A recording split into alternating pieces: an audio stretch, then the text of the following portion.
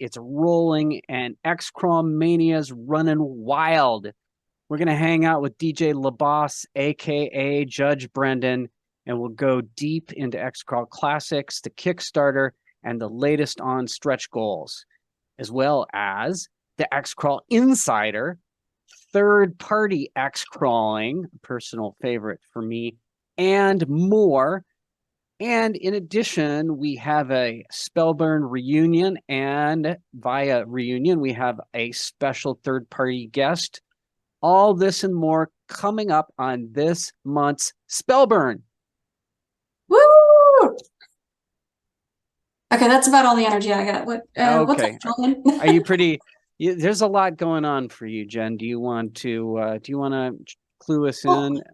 Yeah, first off, I wanted to say how very deeply sorry we are, Julian, that you don't get to join us at Gen Con this year, and that sucks, man. Gen Con is going to be the biggest one for Goodman Games yet. There's over like 230 tables being run this coming week, and Ooh. yeah, it's a lot. Relocating the month prior to Gen Con was probably not the best plan in the books, but it does put me closer to the new warehouse that has already been announced that we're opening. So right, we will get there. And no, it's all good. I actually have this weird, strange sense of calm versus panic. Like, yeah, I know something's going to go sideways, but at this point, I feel like we can roll with it. We've got a really solid staff. I heard you. Yay. I heard you are in charge of Gen Con now, right? Is that true? You're the Gen Con mascot and diva and overall goddess of Gen Con. Is that true? Only when I wear the Chaos Lord mask. Okay, well that's okay. That's fair. And is there a logistical relocation as well? Well, yeah, I no longer live in Florida, and Hmm. that's about as specific as I think I need to be right now. But yeah, we're getting settled. The cats are already loving the new place. So if you hear something that sounds like a bowling ball falling on my head, it's just the thumping of the cat upstairs as opposed to behind me for a change. We'll just see the flash of it, since the background will, like, it'll kind of zoom, Yeah, it'll come in and then come out as it flashes through the screen. a bit of a ripple. Yeah. Yeah. Unfortunately, the podcast listeners may not know how the Zoom backgrounds just totally sort of flash in and out as you walk, quote unquote, through them. Yeah. It's a weird effect, and you can never really get it right if you try. So, oh well. It doesn't matter if you have a green screen or the virtual stuff now. No, And not it's really. kind of new for us here at Spellburn anyway. So yeah, it's still a gimmick for us. So you're keeping your sanity and you're just getting ready to rock and roll. Gen Con is when? Thursday? Officially? Officially starts in 6 days. Ooh, okay, now I might Jeez. vomit. Yeah, right? Most of Well, us will be on site between Monday and Tuesday. and So Dying we have Earth the weekend. tournament. That Dying Earth tournament. There is a funnel experience that we have over 5 tables per time slot going on. So yeah, it's a lot. We got the wizard van, we got the ziggurat obelisk, we'll have the big old escalator banner. Lots of new stuff that I actually can't talk about yet, but you'll see plenty of pictures. wow, cool. So is it in Lucasville again? The gaming area. The Goodman gaming area. Yeah, You're right. cool. Right. Actually, Yeah. most of the players' tickets say LOS floor or stadium floor Goodman Games.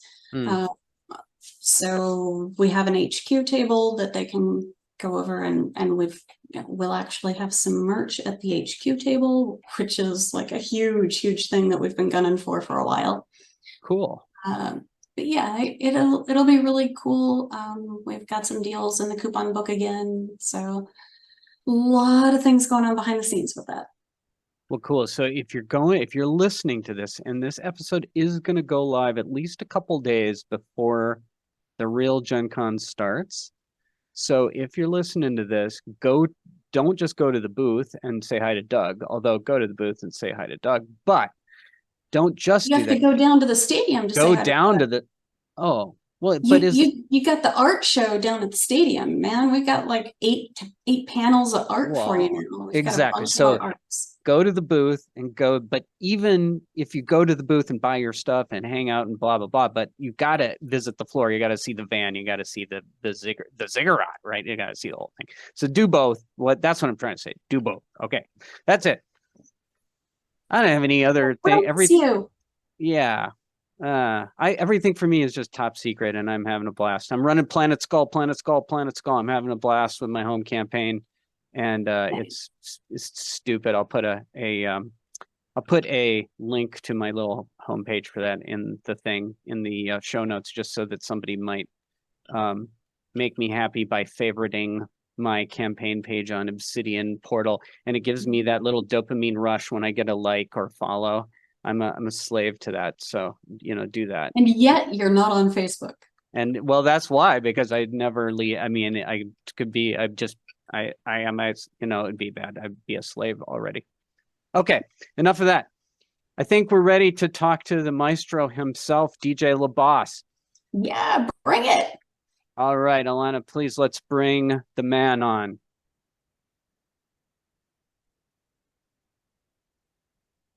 Yeah. Hello.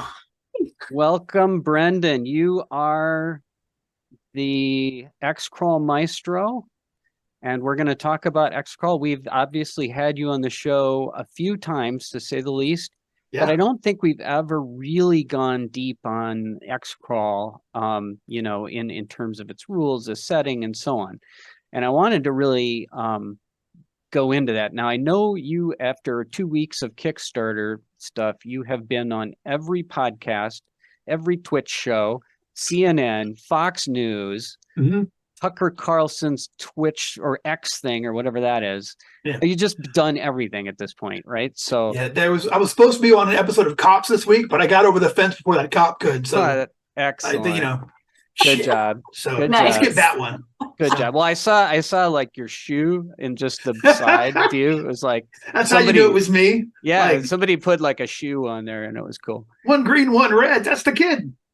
So I want to go all the way back to, I wanted to do the 10,000 foot, and I just like tell me what Xcrawl is, because our listeners, absolutely, of course, we talked about it, but I want to start and say, here's what Xcrawl is, and I'm gonna ask you about the stuff I think is the coolest, and Jen can do the same. So let us have it. Sure. Okay. So Xcrawl is, I always tell people to think of like your standard fantasy world, your traditional Dungeons and Dragons style world where there is magic and monsters and dragons and all of that. That world grows up, evolves, and becomes our modern media saturated world. I'm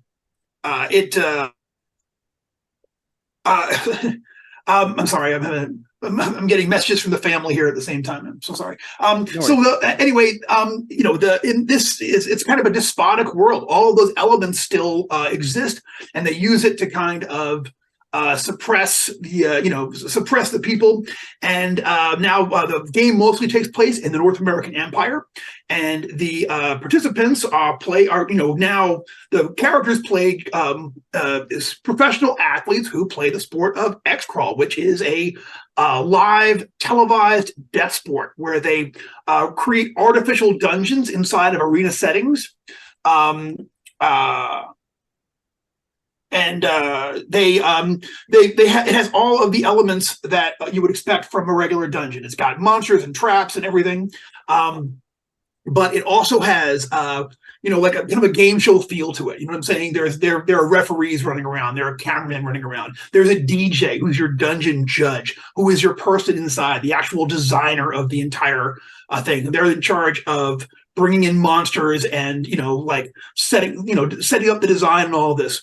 So players go through and they have to deal with all the regular things you expect from a dungeon, but they're also having to work the crowd. These are celebrity wannabes who are trying to become superstars. So they have to get sponsorships.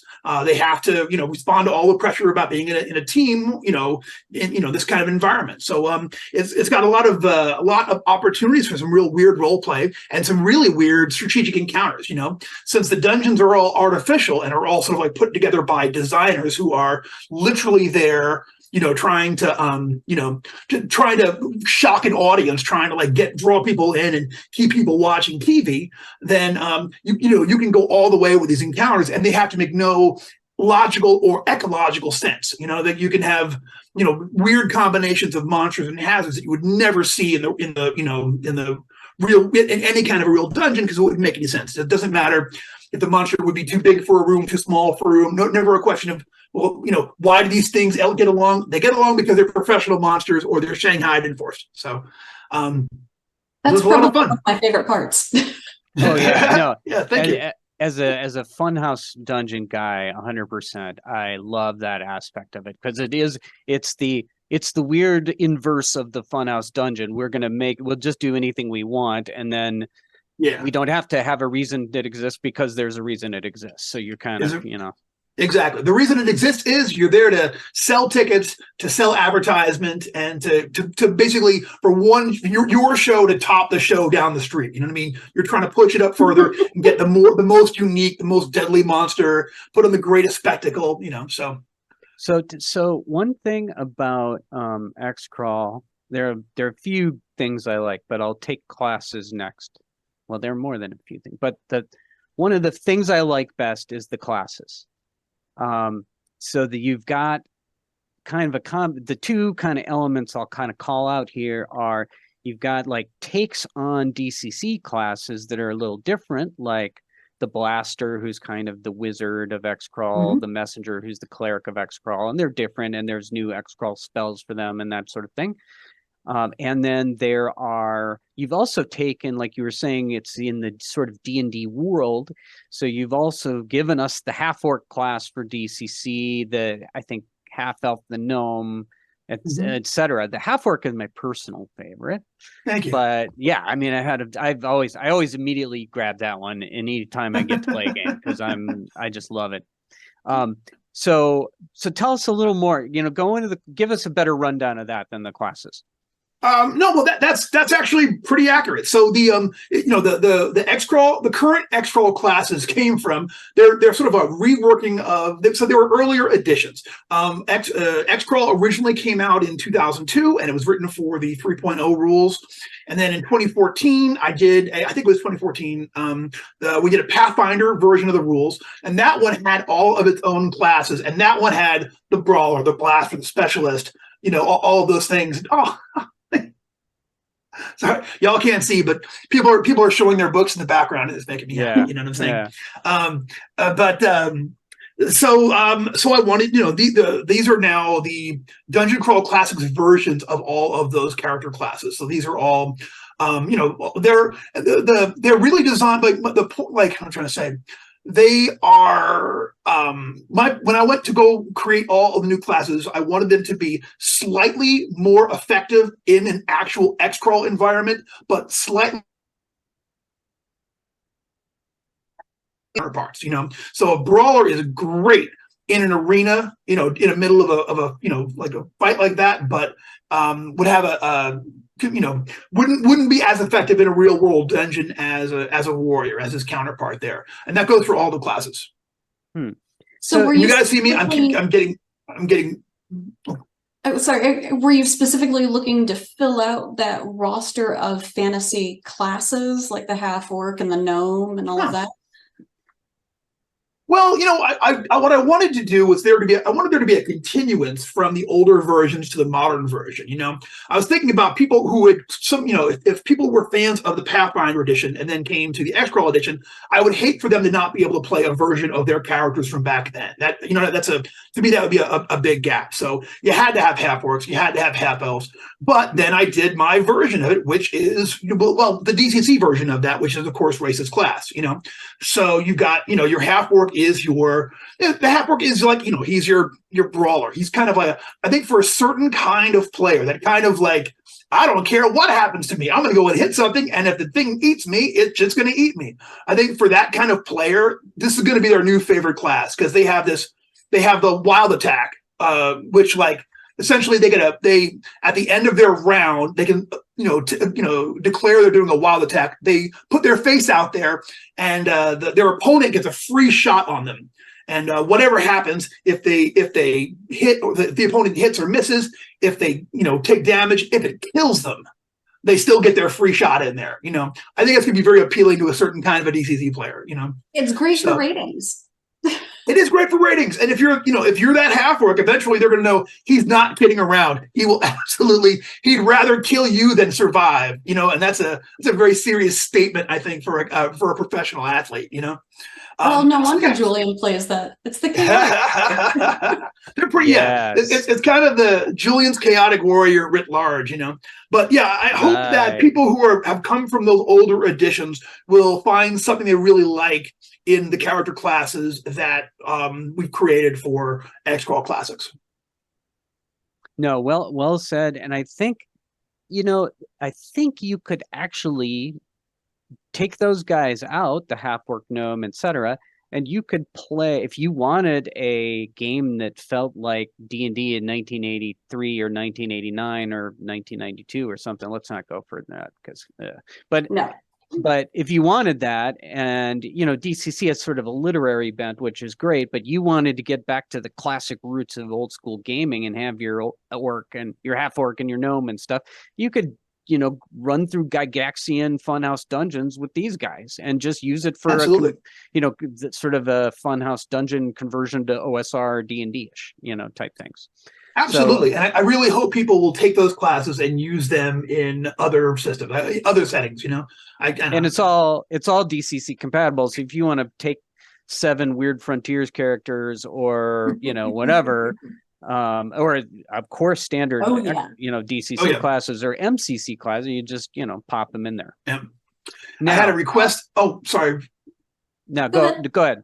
No, I had a request from for Origins this year. Some friends of mine who I was running an adventure from, they wanted to do Love Mutants of Castle Heartache, but they wanted to do that with an Xcrawl team, and it was the funniest time. They declared that their whole team was a polycule that had been split up by the events of that adventure that were fighting to get their cohesion back. It was extraordinary, a lot of fun.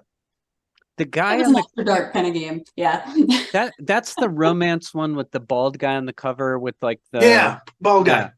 That guy looks suspiciously like John Carnes. I just want to say, it's literally Harley Stroh. I was like, we actually had him take a bunch of pictures of himself, for the artist. So I promise you, I don't know. Okay. But, and then there's the boudoir pick on the back, which is just. Then there's that's yours truly. My first ever cover pick. I'm so proud. So we'll link that in the show notes, because that is yes. Now I want to hear more about this fame and mojo. Sure. So the mojo system has been around since the earliest iteration of the game. Mojo represents the unconscious power of teamwork that unconscious. It does. That where you don't like, hey, here's a team thing I'm doing. You mesh together, you work together, you train, and then you get to where you just sort of know how everybody is, and you push your teammates to be better, and your teammates want to be better because they want to support you because you have that team dynamic. So mojo is both the representation of that, and it also creates a little bit of that at the table.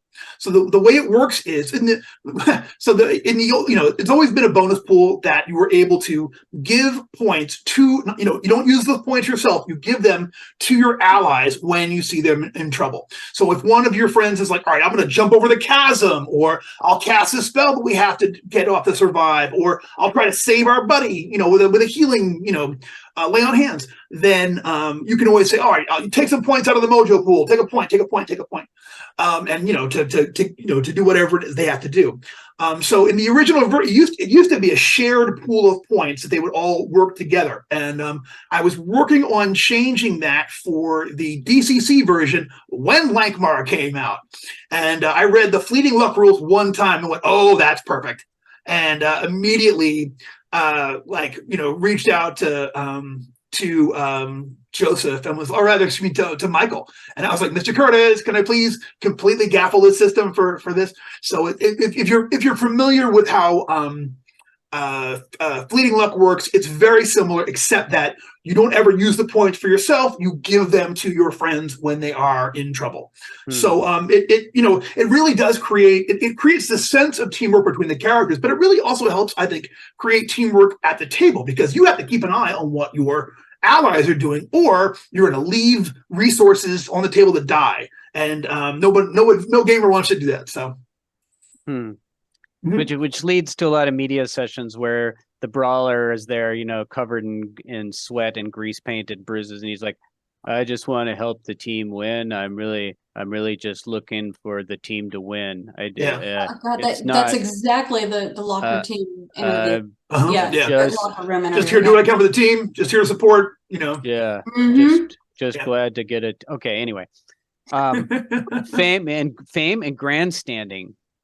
Sure. So fame is a really important part of the Xcrawl experience, because you're playing wannabe celebrity athletes. So fame is just as important as like really any other aspect of the game to the actual players. So fame, you earn fame points. You have a fame score composed of those that you earn by working the crowd and by doing amazing cool things and by getting your name out there and being in front of becoming a part of the bigger media gestalt.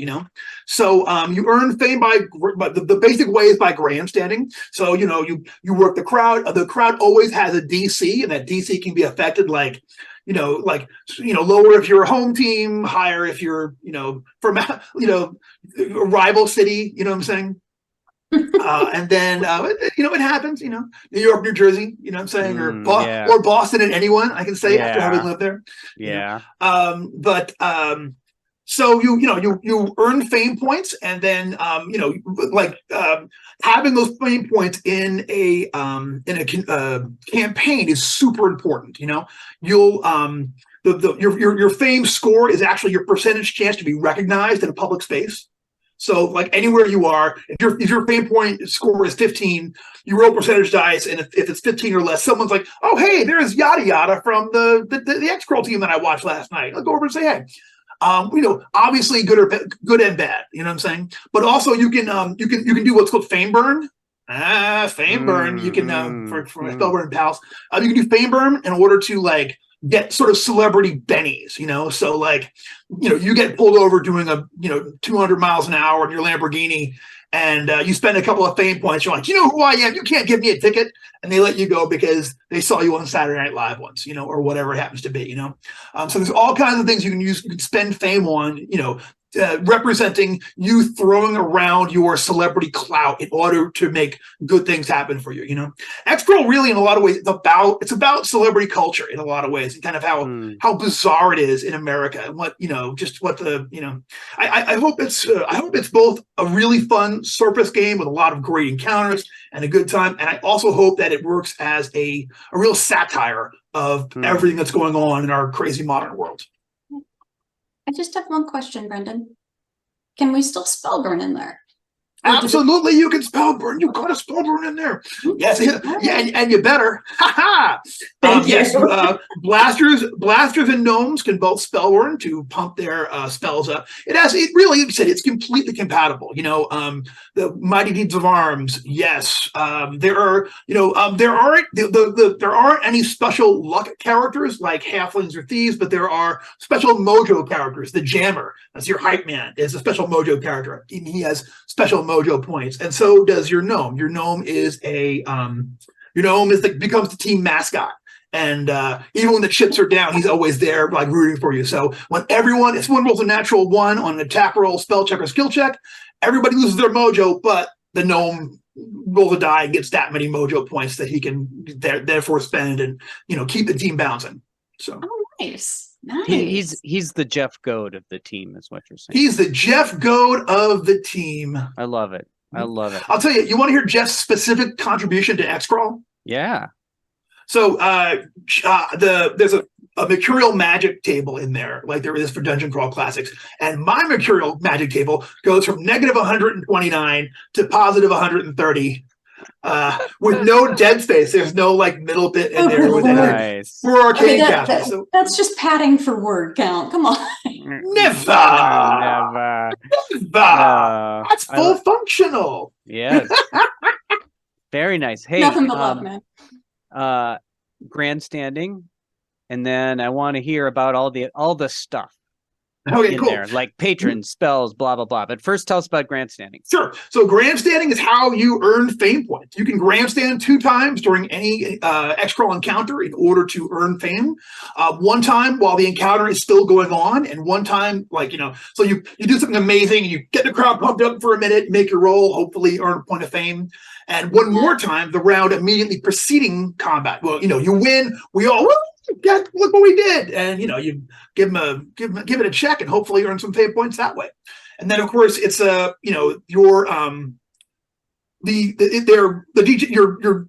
judge, your dungeon judge can like decide, you might earn fame points for other stuff. You know what I'm saying? Even things out in the real world, an especially violent tavern brawl, or you have a terrible breakup that leads to some drama where you and your ex are screaming at each other in the Waffle House.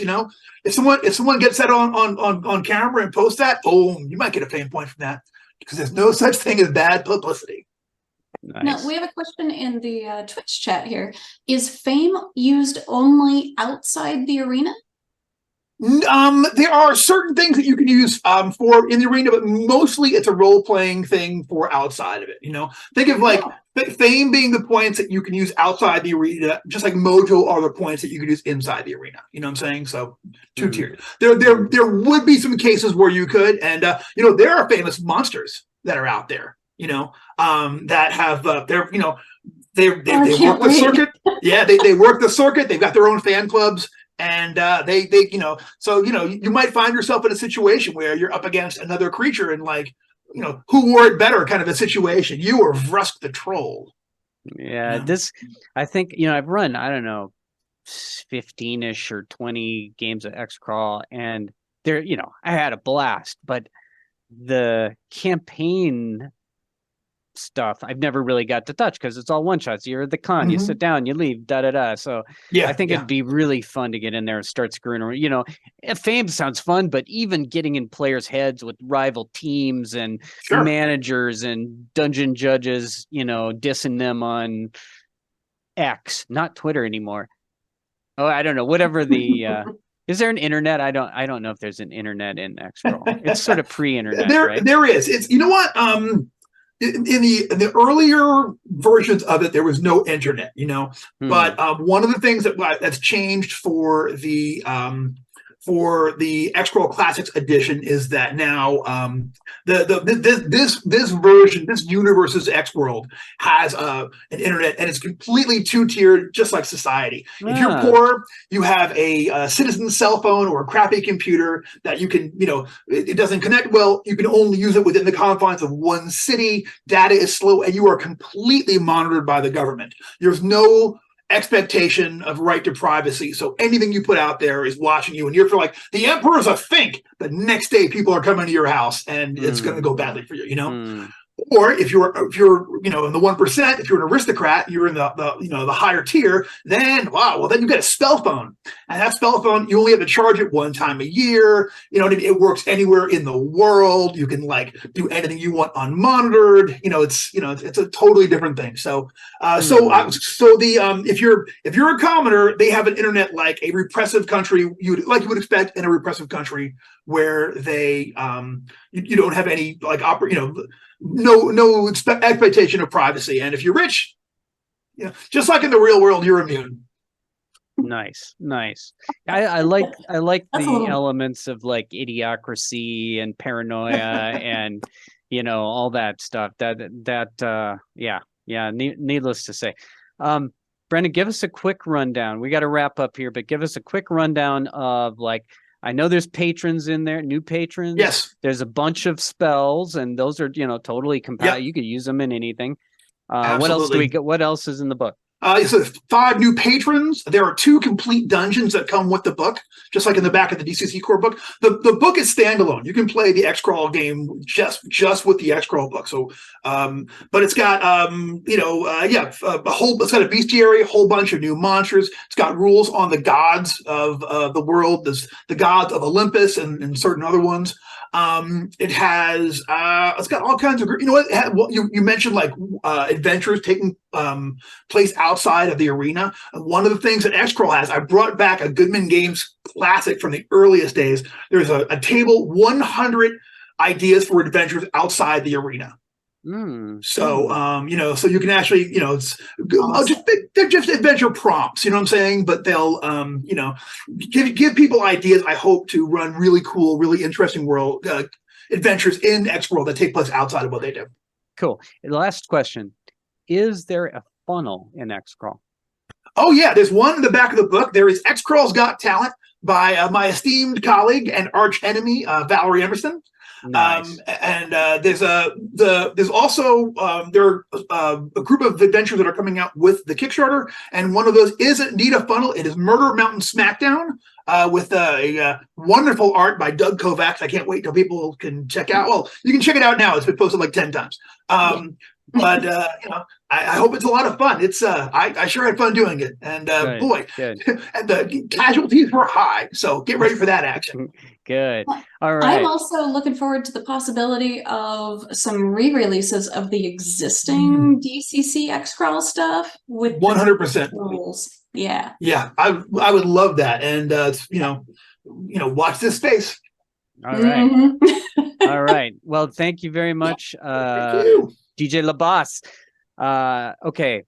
Thanks for being with us. And obviously the Kickstarter goes in the show notes. It's going to be up for a couple weeks. If you listen to this, like when we post it or in the next, 2 days or whatever, on your way to Gen Con, hit the Kickstarter, do the right thing. You know how it is. Be a commercial type, obey Judge Brendan in all things.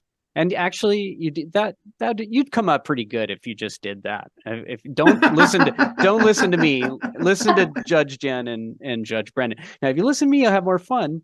But if you listen to them, you'll do better in life and have more friends. So that's probably... I don't guarantee that at all. Yeah. Okay. Do not adjust your dial. The next thing we're about to do is going to probably create new levels of horror and chaos in the stream of your consciousness. So, if you need to sit down, if you need to check your bandwidth, if you need to, put an internet filter on or however that works, I don't know. Just be careful, because we're going to descend onto the crypt and do a couple zombie emails, and then we'll be back with some very special guests. Let's do this thing.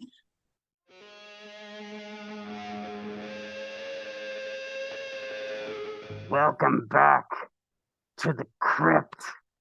Nobody cares about me. It's just me and a bunch of empty crypts and emails that were never answered by Jeff Goad and others. It's terrible.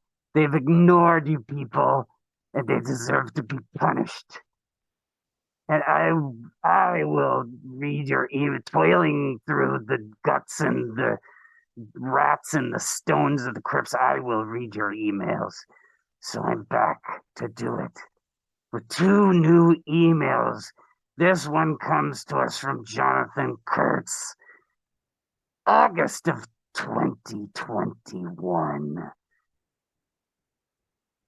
Jonathan writes, "Hey, Judges J. I started listening to the awesome Spellburn library from the beginning in April of some long gone year, and I'm finally on the current episode. A ways back, I hear Judge Julian mention Escape from the Hall of Presidents. Is this a RPG, a module, or a joke? I can't find anything on it. As a history buff and a relatively new DCC MCC player, Judge, it sounds like it could be a lot of fun." Well, Jonathan, the problem is Jonathan. Escape from the Hall of Presidents is written by Jonathan Carnes, and he has run it at many conventions, but he is lazy. He is lazy. He has been told to write it up as an adventure and make it available in a zine or anywhere, and he is obstinate. He is defiant. So email Jonathan Carnes or tweet him or something, X him, or that sounds bad. You contact him and demand it. Demand it. Our next email comes to us. It's really long, from Judge Mark. Judge Mark writes, I am a new DCC RPG judge. At least I will be on November 9th when I run my first session. Oh yeah, this is October of 2021. He has a long paragraph about calling yourself a judge. We don't care about that. Okay. He likes to mix in his chocolate and peanut butter. He has a long paragraph about that. That's great. Okay. I have 2 ideas on how to do fighters and rogues in my 5th edition game. Now, notice he has the perspicacity to write us about 5th edition as if, well, I don't even think that's the right word. Anyway, I have 2 ideas on how to do fighters and rogues, which I think 5e rolls the biggest fumbles on, and I wanted to know what you all thought of my ideas, since one of them is cribbing from DCC. The first non-DCC idea is to universalize the Battle Master subclass. Good grief. Battle Master sub... Oh, God. Okay. In this version, fighters and rogues would get a pool of dice, the number and value of which would increase as they go up in level. They could spend these dice to improve 2-hit and damage for clutch rolls, or to power various special abilities. Introducing a resource management mechanic would let me increase the power of a fighter and rogue abilities, and they'd be limited use powers. Not to mention having a resource to spend would give fighters and rogues more to do than hit things with their axe or knife, etc. The second idea, lifted from DCC, is to give them deed dice. Of course, 5e being a more heavily structured game, I'd probably say that fighters and rogues have access to a limited number of mighty deed charts, probably given by fighting style and skill. What? There is no question, Mark. Judge Mark, you must use the first idea, the free-form idea. Dice pool it like you're a Swedish edgelord. Free form. There shall be no structured deeds. If I hear anything more about structured deeds, I will drag you down to the crypts. I will find you, and I will inflict my rules vengeance. My rules vengeance, my quantum rules vengeance as I come in and out of this background.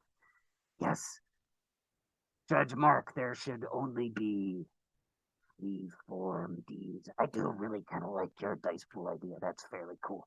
All right, that's it. I know this has been... Sometimes I even horrify myself. Alana, please, take us back so I can wallow in the grief of my un-dash life.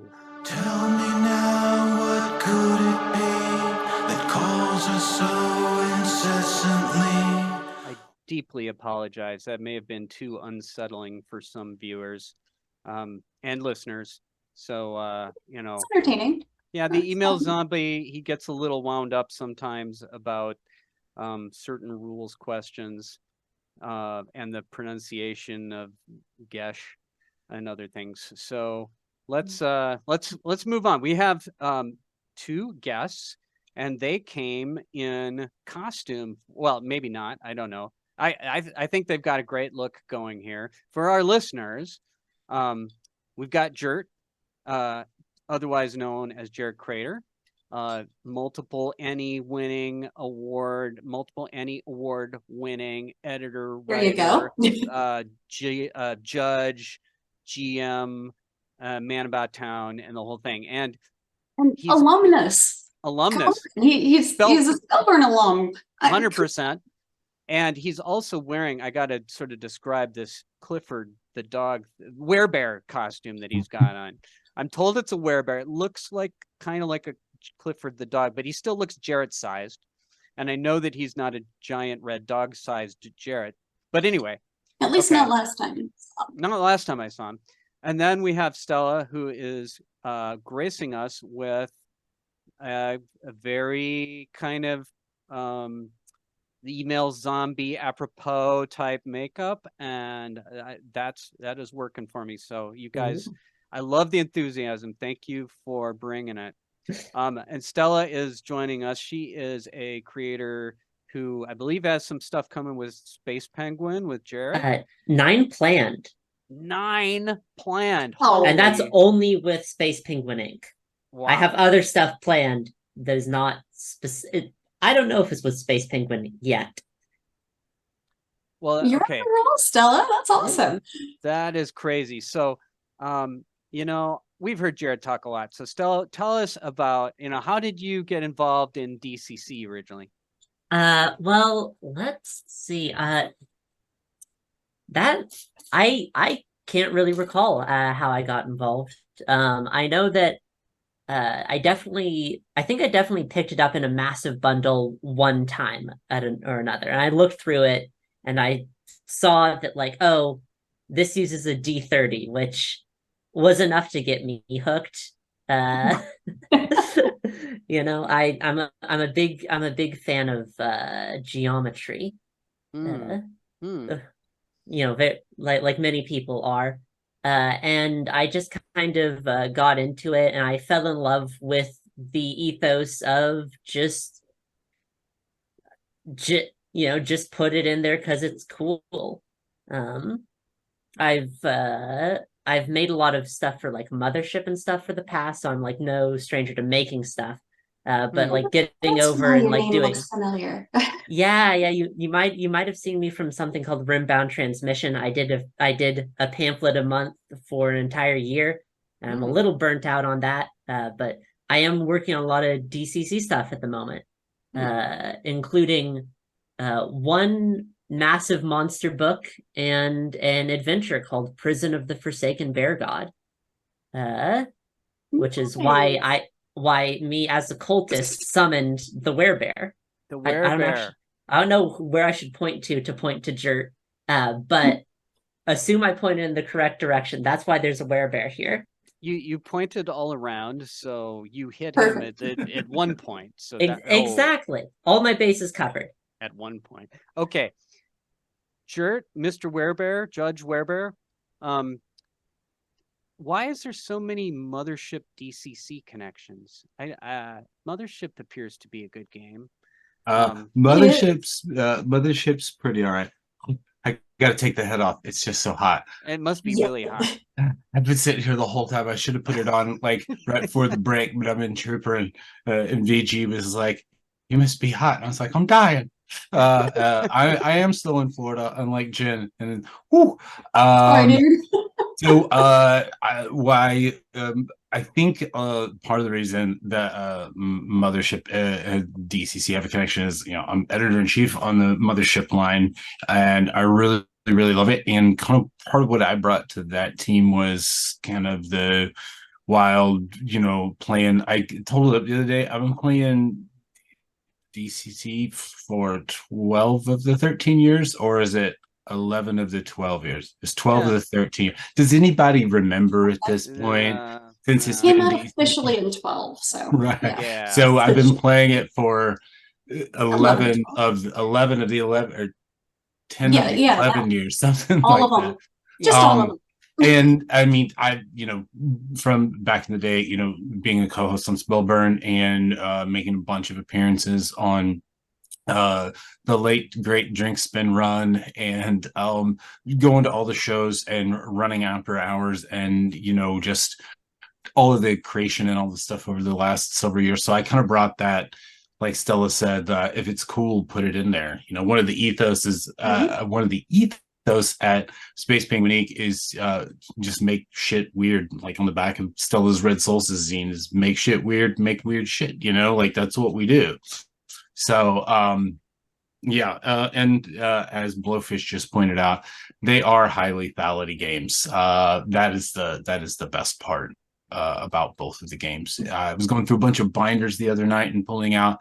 I had stuff from a tournament funnel that I ran like 2015 or 16, and I just did it was all 10th level wizards, all just spell dueling and blasting themselves out. Yeah, I might be one of the few people that knows how spell duels work before spell duels were figured out, like not they were written. But I remember the early days, people were confused, and I was like, no, you just do it like this.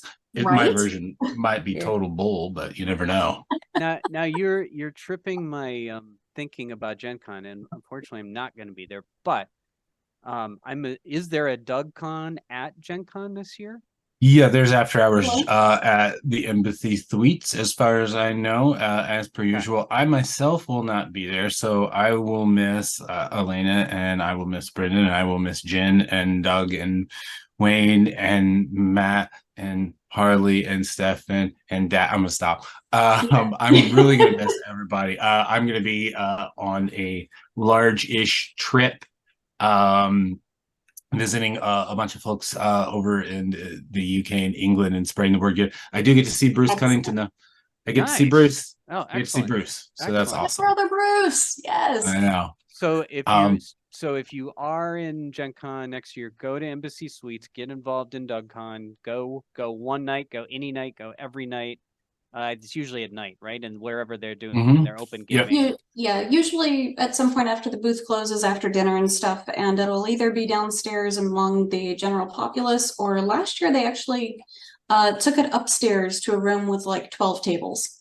Yeah. Yep. Yeah. And we terrific. got really loud in that room because we were closed in for once. It was Yeah. really great. Yeah. It was great. We could get even louder than we normally are. I So tried to is there a specific line of games, like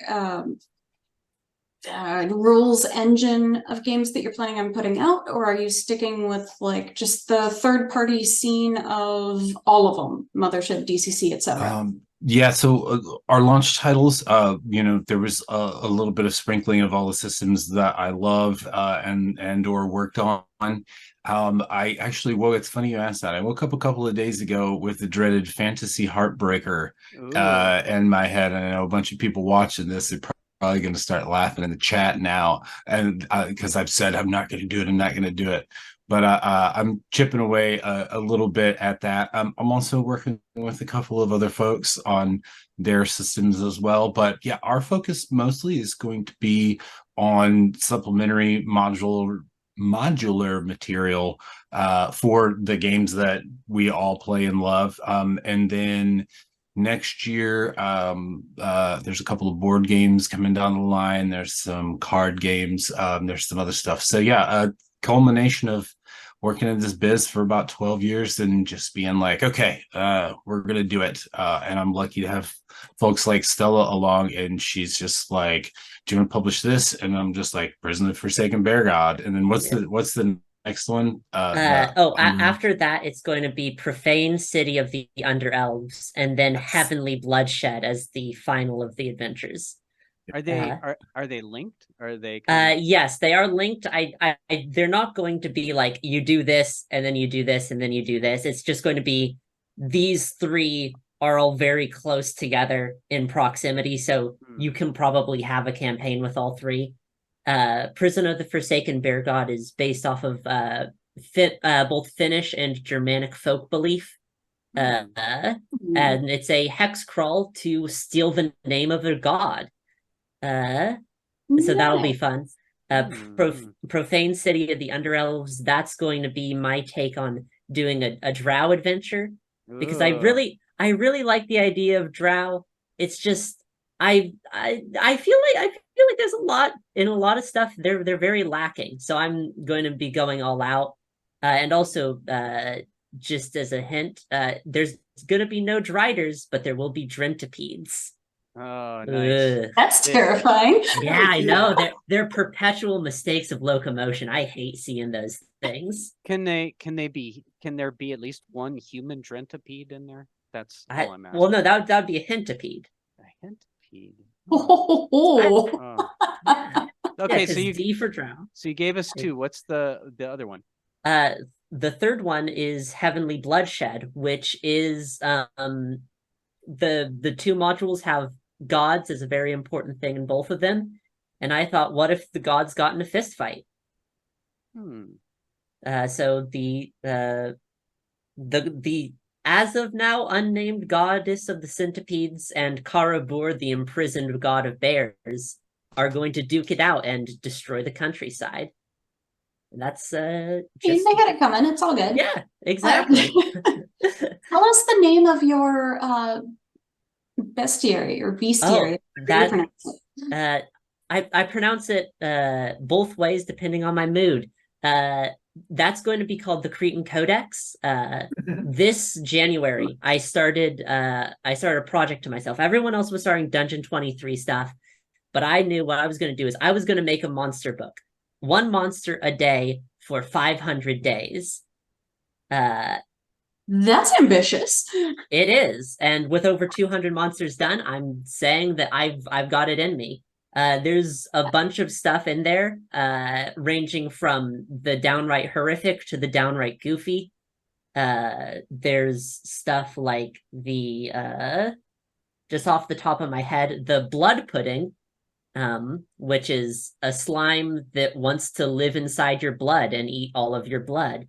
But there's also the butt holder, which is a beholder with that instead of having eyes, it's a butt.